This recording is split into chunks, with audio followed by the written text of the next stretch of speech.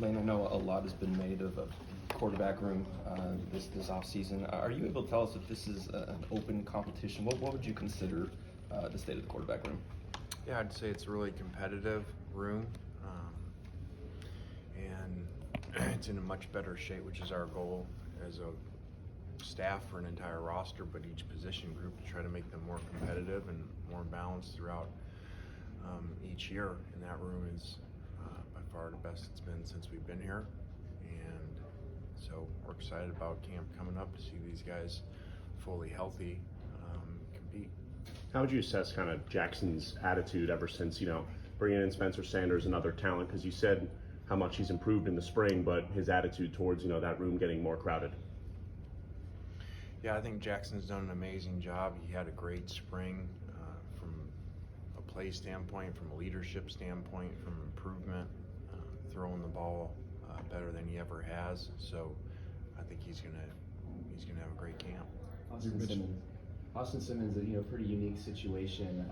When he went out 2 classes, was that a conversation y'all had, or was he just kind of like, "Hey, coach, I'm going to be here this fall"? No, there was a lot of conversations with that, and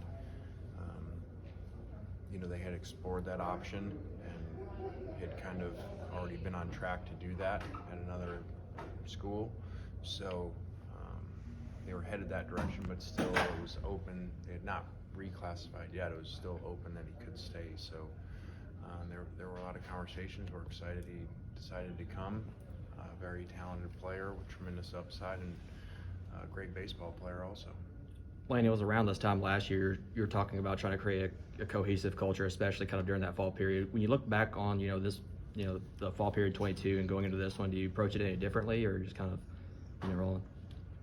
Yeah, I don't have that exact answer. I think that, and I said this, I believe, at the beginning of free agency when this whole thing was set up, that you're going to have some culture challenges as you flip your roster like this. And some of it's in control, some of it's out of control because kids leave. So it's not ideal to, have 40 scholarships of your 85 guys brand new. But it is what it is. It was a challenge last year, one that I don't think I handled well at the end. I think at this time a year ago, probably jinxed myself in saying, when you have culture issues like it, just like when in professional sports like NBA, and you see these dream teams put together, then when the season doesn't start go well, it's very challenging for them to play really well. And I think that happened some with us with,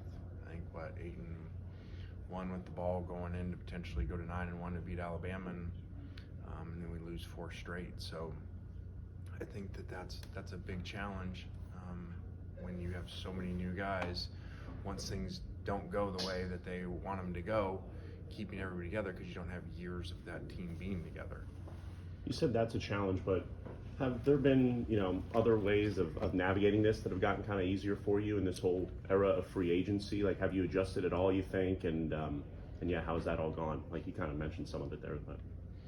Yeah, the great part is coaches can fill needs quicker than before, obviously. So to have kind of free agency twice a year, really, the good part of that is to be able to fill voids quicker than you used to be able to, and it would take a lot longer if you lost a lot of players that year to the draft or injury, or there weren't many transfers back then, but it took you longer to build those spots because you had to do it basically through high school kids or maybe junior college. So there obviously is good and bad to it. Having had time to kind of assess and look back at the spring, how do you feel the status, kind of the defense overall is heading into fall with just Golding now maybe fully installing what he wants to? Yeah, I think we have a lot of work to do there. We had some significant players injured in the spring, including Cedric, who's here today. So, and a lot of new staff over there. So that's a huge challenge for us in this camp coming up, is to get everything installed, get all the moving parts, and get figured out who we're going to play. I know you said this spring that one of your goals there was to kind of attack the portal, get some personnel to kind of facilitate that change in system. Do you feel like you did what you needed to do there? What specific area? Or did you say Just what the team defense in mentioned? general. Yeah, I mean, we were pretty tireless at looking everywhere because we had a lot of needs and a lot of number issues over there, especially in the back end with transfers and departures. So there's a lot of new people, including some that weren't here, and for the spring. So that's going to be a big challenge, putting all those pieces together. You brought in some top recruits out of the state of Mississippi, Aiden Williams, Centurion Perkins. Do you see a situation where those guys are playing pretty early? And where do you see Perkins fitting in what position? Yeah, both those guys, we hope that they play this year and have significant roles. They're both really talented. They both have hit the ground running here in the off season, trying to learn everything, and both are at a position of need. So we have very high expectations for both of them. Where do you expect Perkins to play? Linebacker. How important? In your past, you really relied on, like when you had Derrick Henry at Alabama, you really used him, same with Amari Cooper. With Quinshawn, is he the kind of guy that you can put a large portion of the offensive load on his back and sort of let him carry it? Yeah, I think we saw that, which is pretty amazing for a true freshman to be able to carry as much as I think anybody in the SEC. So kind of done that, not to the extent of Derrick's, I think all-time SEC leading carries that year. But I think if we have to, he could do it. What's the status of Xavier? I know OPD put up that release yesterday. Just have y'all had talks, or where's that stand? Yeah, we've been on top of that. Those are internal matters, and when we get disciplined and get all the information in, we'll go from there. You had a lot of guys limited in the spring or even out in the spring. Spencer was kind of halfway. How are you from a health standpoint going into camp? There's still some issues there. I'll give you a full report that first day, but Spencer's 100%, which he looked really good, as you guys saw in the spring game, and so we're excited about that because he was not 100%, during spring ball. You talk about Quinshawn, and you always talk about rat poison, the Nick Saban deal, and with a guy like that, I mean, there's got to be a ton of that everywhere. Have you had any kind of conversations with him about that? Any advice on how to deal with it? And Yeah, I think that's always a challenge. Coaches, let alone players, young age when they get a lot and a lot of success. And I think now, because of NIL, that challenge is even bigger.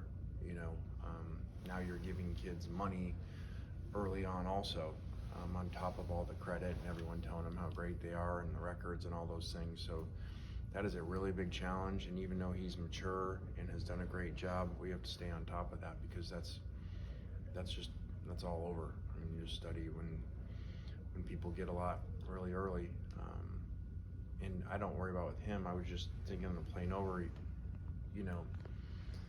these NILs are getting so big for the kids, which is great, but there is a concern too. If you have everything, then what are you really working for? And that won't be some of the kids, because it won't matter because of their drive, but that happens in a lot of people. So I think there's a little concern with that too, because one of their big motives to playing well, to working really hard, is to get to the NFL to make the money. So, but it is what it is. Talking more about character, I know that there are some players that aren't playing all the time, but they're really leading people in the locker room. Is there someone you've seen break out in practices recently that's just really leading others well?